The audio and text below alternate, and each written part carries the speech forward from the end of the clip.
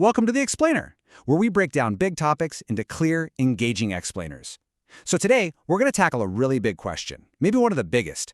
What does it actually mean to be alive? All right, to get us started, let's think about a pretty simple question. You see a dog running around, and you know instinctively that it's alive. Then you see a stone rolling down a hill, and you know it isn't. But hey, they're both moving, so clearly just moving around isn't the whole story, right? While the real difference is something you can't even see. That rolling stone, it's just passively following the laws of physics. But that dog, its body is this highly organized, incredibly complex system, and it's in this constant, invisible battle to stay that way. It's fighting against the natural tendency of the universe for everything to fall apart into chaos. So, what does that fight look like? What are those basic maintenance jobs that everything from a tiny blade of grass to a massive blue whale has to do, day in and day out, just to stay in the game? Think about it for a second. A living thing is an unbelievably complex and ordered structure. It's not just some random lump of molecules. And the universe, well, it's always trying to pull that order apart. So to stay alive, an organism has to constantly, actively work to repair and maintain itself.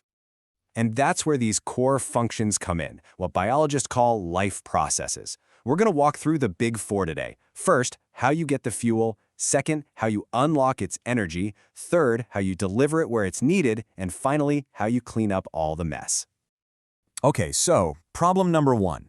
Every living thing needs fuel. It needs energy and raw materials to, run its repair crews and to build new stuff. And that whole process of getting what you need is called nutrition. So when it comes to getting fuel, life has basically come up with two main strategies. On one side, you've got your autotrophs, like plants.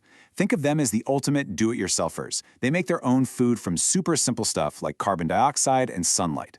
Then there's the heterotrophs, and hey, that's us. We can't make our own food, so we've got to go out and eat other living things to get what we need. And for complex critters like us, getting that nutrition is a real journey. Just look at our own system here, the alimentary canal. You can think of it as this super long, really sophisticated disassembly line that runs right through our bodies. Okay, so this food journey has three main stops. First up, the mouth, where your teeth do the heavy lifting, the mechanical breakdown, and your saliva starts the chemical work. Next stop, the stomach, which is basically a churning bag of acid and enzymes that go to work on proteins. But the real magic, the main event, that happens in the small intestine. That's where all the digestion gets finished up and all those useful little molecules finally get absorbed into the body. All right, so we've got the fuel delivered to our cells. Awesome. But there's a problem. The energy in that food is still locked away. It's kind of like having a barrel of crude oil. You can't just pour that straight into your car, right?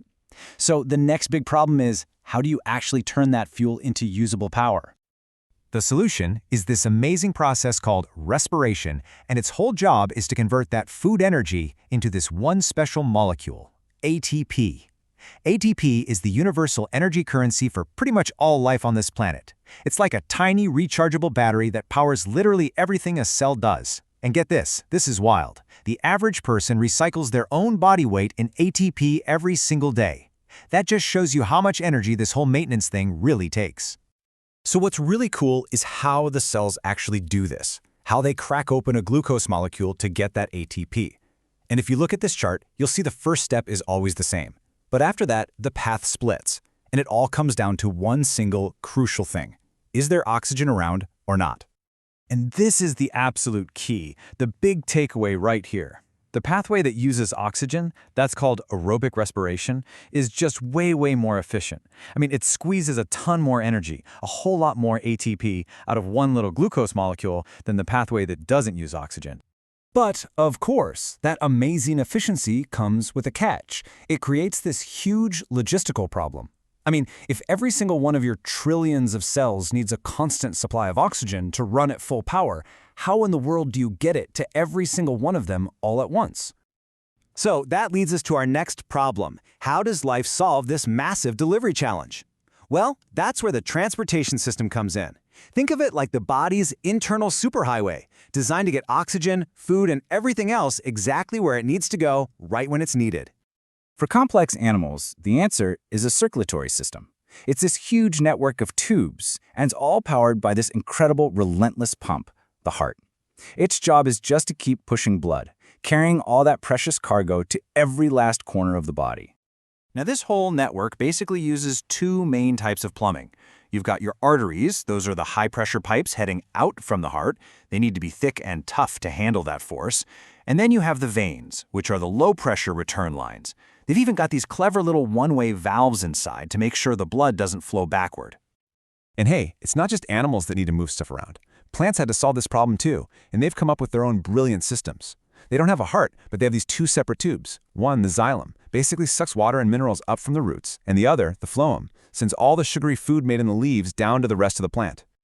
Okay, so think about it.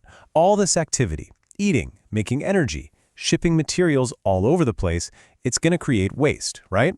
All these byproducts from chemical reactions can be useless or even toxic if they build up. And that brings us to our final and absolutely crucial life process. You gotta take out the trash. So, in us humans, the solution is our excretory system. And the MVPs of this system are definitely the kidneys. They're like this incredibly advanced 24/7 filtration plant for your blood, constantly pulling out waste products and making sure your body's water levels are perfectly balanced. And just to give you an idea of how insane their workload is, get a load of this number.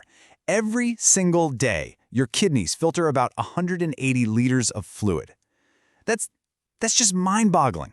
Now, obviously, you're not getting rid of all that. The kidneys are smart. They reabsorb almost all of that water back into your body, leaving just a liter or two of really concentrated waste that you need to get rid of. And plants? Well, they don't have kidneys, so they've had to come up with their own clever ways to deal with waste. They can breathe out extra water through their leaves, or they can just dump waste into leaves that are going to fall off anyway. Some even package their waste up as sticky resins and gums, or push it out into the soil around them. Pretty smart. So I think the most important thing to realize here is that these four processes, they aren't just separate jobs happening on their own. They are so deeply connected, so interdependent. It really is like a symphony where every single section has to play in perfect harmony with everyone else for the whole thing to work. I mean, when you step back and look at it, it's this beautiful, elegant cycle, isn't it? Nutrition brings in the fuel. Respiration unlocks the energy. Transportation delivers it everywhere. And excretion cleans up the mess. And that perfect loop, that non-stop process of maintenance, that's what it means to be alive. Which, when you really think about it, kind of leaves us with a much bigger question, doesn't it? If life itself is this constant, active process of maintenance and repair, what does that tell us about how we should be caring for the only living planet we know?